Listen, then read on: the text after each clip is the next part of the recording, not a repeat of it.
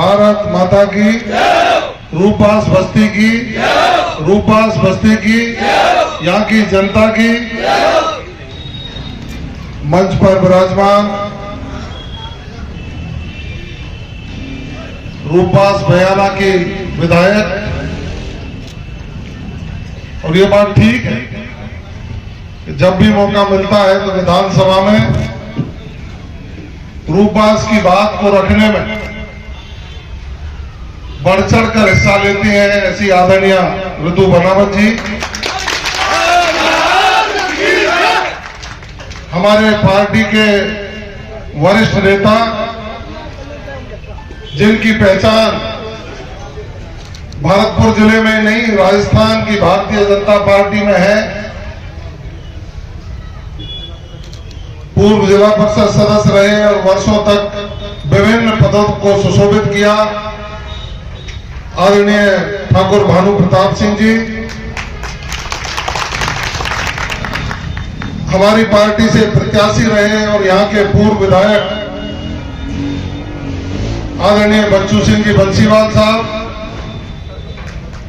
हमारे प्रधान प्रतिनिधि, ये अतिक्रमण कर रखा है नवल ने,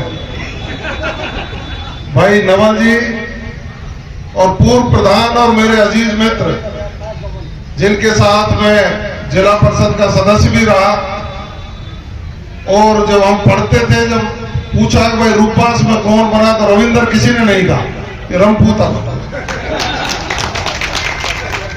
ऐसे मेरे आदरणीय रविंद्र सिंह जी परमार साहब, पूर्व हमारे राजावत जी बैठे हैं, पूर्व प्रधान प्रतिनिधि,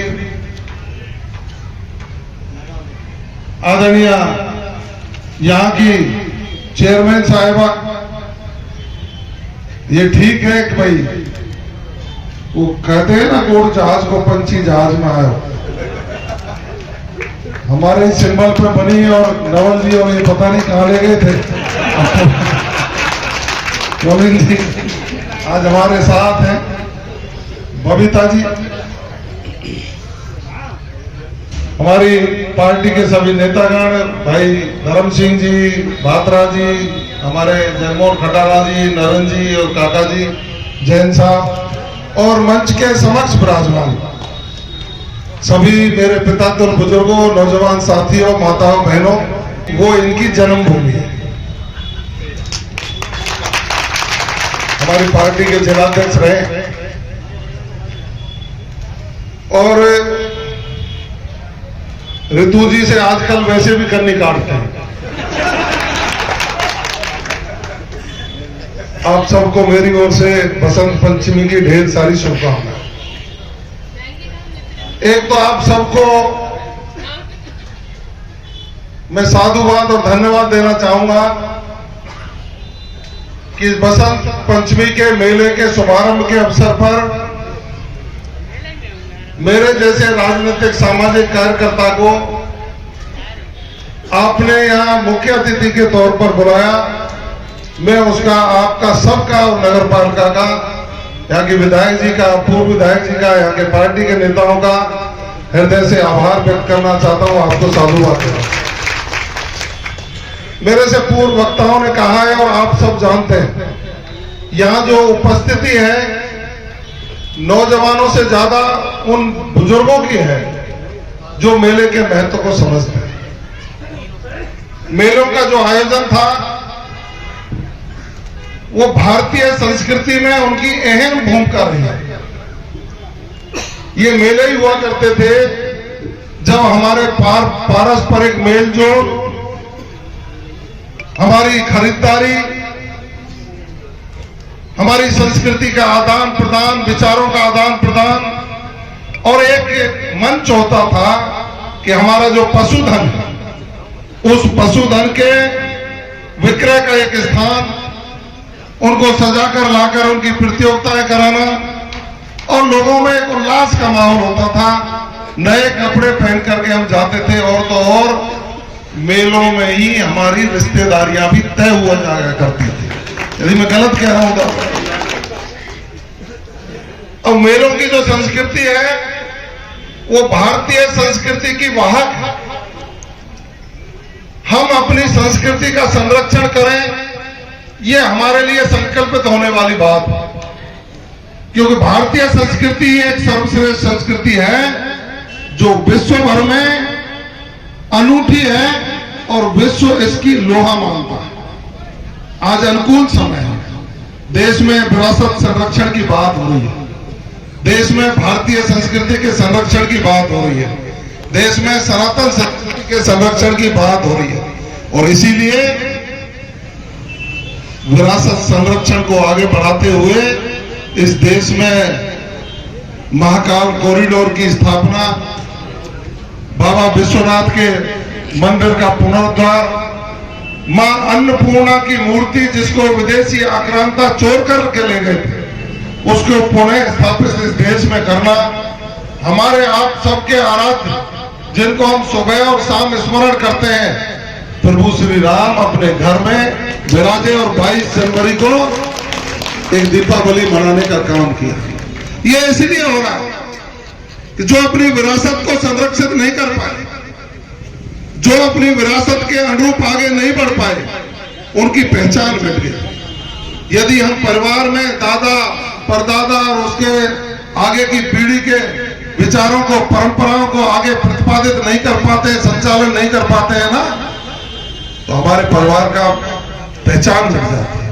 आज हमको पहचाना जाता है, आप किसी भी नौजवान जब बाजार में जाएगा तो बुजुर्ग यही कहेगा ये फलां का नाती है। उन परंपराओं को आगे बढ़ाने के लिए इसलिए आवश्यकता है कि जब पहचान मिट जाती है तो सब कुछ मिट जाता है। इसीलिए आपको ध्यान होगा, विदेशी आक्रांताओं ने जब इस देश पर आक्रमण किया तो सबसे पहले आपके मंदिर देवालयों को नष्ट करने का काम किया था। मंदिर देवालय उनके क्या ले रहे थे? सिर्फ इसलिए नष्ट किया कि यदि मंदिर देवालय महापुरुषों की प्रतिमाएं वो खड़ी दिखेंगी तो ये पीढ़ियां उनके शौर्य और प्रताप की गाथाओं को सुनकर मजबूत होकर के हमारे सामने हमेशा खड़ी रहेंगी। इसलिए उनको पुनः स्थापित करने का काम देश के प्रधानमंत्री नरेंद्र मोदी जी ने शुरू कर दिया है, जो हमारे लिए गौरव की बात है। उसी परंपरा के अनुरूप मेलों का आयोजन होता है। इसलिए मैं नौजवान साथियों से कहना चाहूंगा कि हमारे पास जो एक ब्रांड का ये कनखुजा है ना, इस पर सांस्कृतिक धरोहरों की वेबसाइटों पर जाकर के उनका अध्ययन करिए। इन सांस्कृतिक धरोहरों के निर्माण में हमारे बुजुर्गों का खून पसीना बहा है, उन पसीना बहा करके उनको खड़ा किया गया है, उससे हमें बहुत कुछ सीखने को मिलता है। हम उस पर विभिन्न प्रकार की सामग्रियां जो परोसने का काम करते हैं ना, उससे संस्कृति विकृत हो रही है, और संस्कृति विकृत हो रही है तो गांव-गांव में समस्याएं खड़ी हो रही हैं। आप लोग मोबाइल का सदुपयोग करना सीखिए। लोग मोबाइल इसलिए चलाया कि आपको जानकारियां मिलेंगी, आप वेबसाइटों को खोलोगे, अच्छी जानकारियां लेंगे, इतिहास की जानकारियां लेंगे, यूजीसी के पाठ्यक्रम को पढ़ेंगे, अच्छे डॉक्टरों की जानकारी आप लेंगे, और दूसरी चीजें अपनी सूचना आदान प्रदान करेंगे। उसको नहीं करते। आज किसी भी गली में चले जाओ और गली में चले जाओगे, 4 युवा यदि बैठे होंगे तो उनके मोबाइल पर विभिन्न प्रकार की सामग्रियां और चुन्नी में सेंट लगा ले, इस तरह के गाने चलते रहते हैं। इसके अलावा कुछ देखा क्या आपने? इस तरह की बात है। इसलिए युवाओं को दिशा भटकने की आवश्यकता नहीं है, सही दिशा पर आए। नशे की प्रवृत्ति जो युवाओं में बढ़ी है वो हमारे आपके लिए चुनौती है। उस चुनौती को स्वीकार करते हुए हमको संकल्पित होना चाहिए कि हाँ, हम भारतीय संस्कृति का संरक्षण करेंगे। हाँ, हम इस देश को विश्व गुरु बनाने के रास्ते पर जो माननीय नरेंद्र मोदी जी का सपना है उसको पूरा करने में अपनी अहम भूमिका अदा करेंगे, और हम संस्कारित संतानें पैदा करके इस देश को आगे बढ़ाने में उनकी भूमिका सुनिश्चित करने का काम करेंगे। तब जाकर के हमारा और आपका जीवन सफल हो पाएगा। आज बड़े सौभाग्य की बात है कि प्रदेश के मुखिया हमारे भरतपुर जिले के निवासी किसान के बेटे आदरणीय भजनलाल शर्मा जी को बनाया गया है। तो आज बनता है कि हम बसंत पंचमी के मौके पर राष्ट्रीय नेतृत्व, देश के प्रधानमंत्री और प्रदेश के नेतृत्व को दोनों हाथ उठा करके बधाई दे कि हाँ, प्रदेश के लोगों ने जो भरतपुर के सपूत पर विश्वास किया है, आपको हार्दिक बधाई और शुभकामनाएं। निश्चित रूप से अभी भरतपुर के दौरे से गए, उन्होंने जैसे ही पदभार ग्रहण किया, पदभार ग्रहण करने के बाद उनका जो स्लोगन था, उनका जो उद्देश्य था, उनका जो संकल्पना थी, उन्होंने कहा भ्रष्टाचार मुक्त राजस्थान, उन्होंने कहा अपराध मुक्त राजस्थान, और उन्होंने कहा विकास की दृष्टि से नंबर 1 राजस्थान बनाने का काम करेंगे। शुरुआत कर दी उन्होंने एंटी टेररिस्ट टास्क फोर्स गठित करके अपराधियों के खिलाफ शिकंजा कसने के लिए पुलिस को दौड़ाने का काम किया। उन्होंने पेपर लीक के खिलाफ SIT गठित करके जिन लोगों ने युवाओं के हितों पर कुठाराघात किया, उनको सलाखों के पीछे पहुंचाने की कार्रवाई शुरू कर दी। 50 से ज्यादा अपराधी पकड़ करके सलाखों के पीछे पहुंचाने का काम कर दिया। उन्होंने कहा कि हम गरीब को 450 में सिलेंडर देंगे, जो माए बहनें उस सिलेंडर से अपने परिवार का पालन पोषण करेंगे। उन्होंने इतना ही नहीं कहा, उन्होंने आगे कहा, जो ये कह रहे थे ना नवल किशोर जी, कौन सी योजना थी वो, फर्जीवाड़ी, उसमें इतना बड़ा घोटाला पिछली सरकार के जो लोग लिप्त हैं उनकी जांच चल रही है, और जल्दी वो भी सलाखों के पीछे जाएंगे। उसका नाम आयुष्मान भारत क्यों किया? चिरंजीवी योजना में राजस्थान से बाहर एक भी पैसा राजस्थान के व्यक्ति को इलाज में नहीं मिलता था। पता है ना आपको? राजस्थान के बाहर यदि कोई राजस्थान का व्यक्ति इलाज कराने जाए, क्योंकि हमसे उत्तर प्रदेश भी लगता है, हमसे गुजरात भी लगती है, हमसे हरियाणा भी लगता है, हमसे पंजाब भी लगता है, राजस्थान की सीमाएं 5 राज्यों से मिलती हैं। उस सीमा पर रहने वाला व्यक्ति यदि दूसरे प्रदेश में इलाज कराने चला जाए, एक पैसा उसको सहायता में नहीं मिलता था। धन्यवाद दूंगा प्रदेश के मुख्यमंत्री आदरणीय भजनलाल शर्मा जी को। उन्होंने कहा कि जो भारत सरकार की स्कीम आयुष्मान भारत, जिसमें पूरे भारत में कहीं भी गरीब व्यक्ति अपना इलाज करा सकता है, उसका नाम आयुष्मान भारत ही होगा, और उसकी सीमा में 25 लाख का, जिसे कहते हैं विकास। विधायकों को वसूली अधिकारी बनाकर रख दिया था, उन पे टोल वालों से, थाने वालों से, तहसीलदारों से, SDM से मंथली लेने के अलावा कोई काम ही नहीं। इस तरह की जो गुंडागिर्दी और अन्याय और अत्याचार हुआ, उसका बदला यहाँ की जनता ने लिया है, और यहाँ की जनता ने बदला लेकर राजस्थान में सुशासन स्थापित हो, इसलिए भारतीय जनता पार्टी की सरकार चुनी है। आप सब लोगों ने ज्ञापन दिया है, ऋतु जी भी मेरे कान में कह रही थी, भानु जी भी मेरे से कह रहे थे, बच्चू बंसीवाल जी भी कह रहे थे, अधिवक्ताओं ने भी ज्ञापन दिया है। बताइए, ज्ञापन दिया है चौकी खुलने का, इन्होंने भी मेरे कान में कहा है चौकी खुलने के लिए। आप बताइए, रूपपास कस्बे में चौकी खुलनी चाहिए या नहीं खुलनी चाहिए? बताइए, आप हाथ उठाकर, खुलनी चाहिए ना? तो पुरानी जो चौकी जहां चलती थी, उसको रहने लायक 2-3 दिन में नगर पालिका बना दे।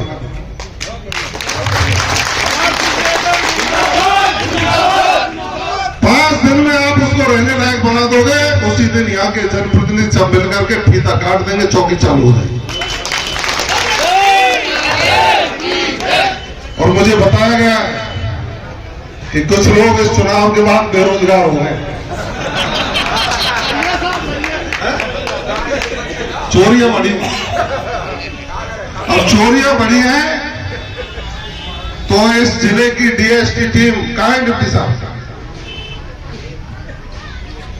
बात करिए, इसके हिसाब से मेरी बात हो गई है। सारी चोरियां हुई हैं, उनकी लिस्ट बना करके स्पेशल टीम उन चोरियों को खोलने का काम करेगी, आगे रोकथाम की काम करेगी। ये सब मंच पे बैठे लोग इन्होंने मेरे को कहा है, और मेरा फोन नंबर है आपके पास, जिला पुलिस अधीक्षक का फोन नंबर है आपके पास, यहाँ के विधायक और पूर्व विधायक का नंबर है, भानु जी का नंबर है आपके पास। यदि कहीं भी कोताही और गड़बड़ दिखे तो सीधा फोन करना। पुलिस का मनोबल बढ़ाएंगे, लेकिन पुलिस से जनता के प्रति जवाबदेह हो, ये हमने सुनिश्चित करने का काम किया।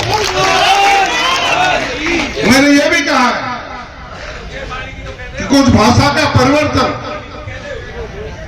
आपके थाने में, तहसील में, SDM के वहां आने वाले लोगों अरे जब सुशासन है, शासन बदला है, तो आने वाले को बैठ के ठंडा पानी पिलाओ, उसको हो सके नजदीक हो, क्योंकि खोकर दूर रहते हैं ना, उनको चाय पिलाइए। आपके पास बजट नहीं है तो यहाँ के विधायक जी से कह देना, मेरे से कह देना, हम आपको बजट पहुंचा देंगे। जनता का सम्मान करना, क्योंकि प्रदेश के मुख्यमंत्री जी ने कहा है कि हमारी सरकार जनता के प्रति जवाबदेह सरकार है, हम राजस्थान में सुशासन लाएंगे। इसलिए स्वभाव बदले, व्यवहार बदले, स्वभाव व्यवहार बदल करके अधिकारी भी अपनी जिम्मेदारी समझें।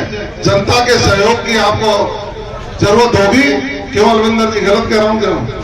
जनता आपको पूरा सहयोग करने के लिए तैयार है, लेकिन ये सुनिश्चित कर लें, यहाँ हमारे थाना अधिकारी मौजूद है, आपके इलाके में कौन कौन ऐसे संदिग्ध लोग हैं जो लोग यहाँ चोरी करने, अशांति का काम करते हैं। अगले 10 दिन लगातार गश्त और करके उनको पकड़ करके सलाखों के पीछे पहुंचाने का काम करेंगे। आखिर ये राजस्थान का ही हिस्सा है रूपबास, राजस्थान में बैठे हैं हम, और राजस्थान में बैठे हैं तो भजनलाल जी ने जब कहा अपराध मुक्त राजस्थान, तो रूपबास भी अपराध मुक्त होना चाहिए। जिम्मेदारी आपकी है। मुझे अब पता है कुछ नगले, कुछ ढाणियां ऐसे हैं जो ज्यादा संदिग्ध, उनको आइडेंटिफाई करिए, कहां है वो लोग, कहां काम करते हैं, यहाँ कौन कौन है। आप डिप्टी साहब, आपकी जिम्मेदारी है, और मैं अब आप निश्चित कर लो, शाम को डेली मेरा आपके पास फोन आएगा, डिप्टी रूपबास के पास, और मैं उसकी रिपोर्ट लूंगा पूरे दिन की। शाम को नहीं आएगा तो सुबह 5 या 5:30 बजे जरूर आ जाएगा। हमारा फर्ज है कि लोग स्वच्छंद जिंदगी जी, कानून का राज स्थापित हो। पानी की समस्या आपने कही है, तो मीठा पानी है क्या नीचे? खारा है, नीचे मीठा पानी नहीं है, चंबल का पानी। विधायक जी और आप सब लोग चंबल के वाटर वर्क्स के अधिकारियों के साथ बैठिए। मैं इतना वादा कर सकता हूं आपको कि आप लोग जो भी काम हमको सौंपोगे, हम राजस्थान के विकास के लिए संकल्पित हैं, तो रूपबास के विकास के लिए भी संकल्पित हैं। आप जो भी काम सौंपोगे, जो भी विकास की योजना धरातल पर लाने की होगी, उन सबको ला करके इस राजस्थान के विकास में रूपबास की अहम भूमिका सुनिश्चित करेंगे। ये हम आपको विश्वास दिला के जाते हैं, आप निश्चिंत रहिए। लेकिन हमको कितने दिन हुए जुम्मा नहीं, आप सुनिए, अब इन 1.5 महीने के कार्यकाल में, 2 महीने के कार्यकाल में जो बड़े ऐतिहासिक काम हुए, इन्होंने, नवल जी ने ये नहीं कहा पिछली बार जो ERCP की योजना थी, उस योजना को दलदल में फंसाते रहे, राजनीति करते रहे लोग। यहां से कागज वहां भेजा, वहां से कागज वहां भेजा, किसी पे तो दस्तखत ही नहीं किए, वैसे ही भेज दिए। लेकिन धन्यवाद देना चाहिए, आभार व्यक्त करना चाहिए देश के प्रधानमंत्री आदरणीय नरेंद्र मोदी जी का और माननीय मुख्यमंत्री भजनलाल शर्मा जी का। मात्र 1.5 महीने के कार्यकाल में पूर्वी राजस्थान की जीवनदायिनी ईस्टर्न कैनाल परियोजना को मंजूरी दिलाने का काम कर दिया, और समयबद्ध एक समय निश्चित सीमा में उसको पूरा करने का काम किया जाएगा।